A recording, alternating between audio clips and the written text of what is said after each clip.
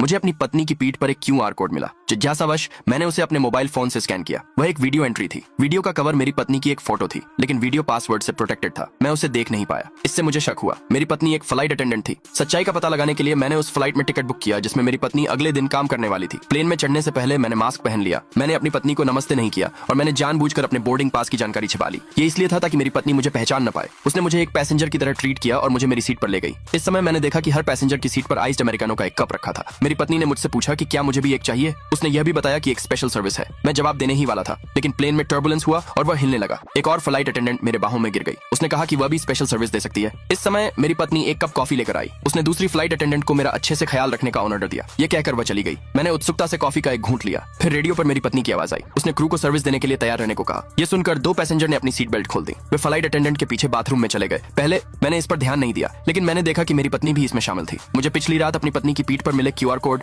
और उस password protected video की याद आई। मुझे अचानक सब कुछ समझ में आ गया। मैंने अपनी पत्नी का असली चेहरा सामने लाने का फैसला किया, लेकिन जब मैंने बाथरूम का दरवाजा खोला तो मुझे कुछ नहीं दिखा। पैसेंजर नॉर्मली बाथरूम इस्तेमाल कर रहे थे, जबकि मेरी पत्नी हाथ में केतली लिए गलियारे में चल रही थी। मुझे लगा कि मैं ज्यादा सोच रहा हूँ, इसलिए मैं अपनी सीट पर वापस चला गया। मैंने प्लेन के लैंड होने तक इंतजार किया, लेकिन प्लेन से उतरने के बाद मैंने देखा कि मेरी पत्नी उन पैसेंजर के साथ थी। यात्रियों ने बारी बारी से उसकी पीठ पर बना QR कोड स्कैन किया। उसके बाद वह उनकी कार में बैठ गई। मैं उनका पीछा करने ही वाला था, लेकिन एक फ्लाइट अटेंडेंट ने मुझे रोक दिया। उसने मुझे पानी की एक बोतल दी और उसने मुझे बताया कि असल में क्या हुआ था। आगे देखने के लिए हमारे चैनल से जुड़ जाएं।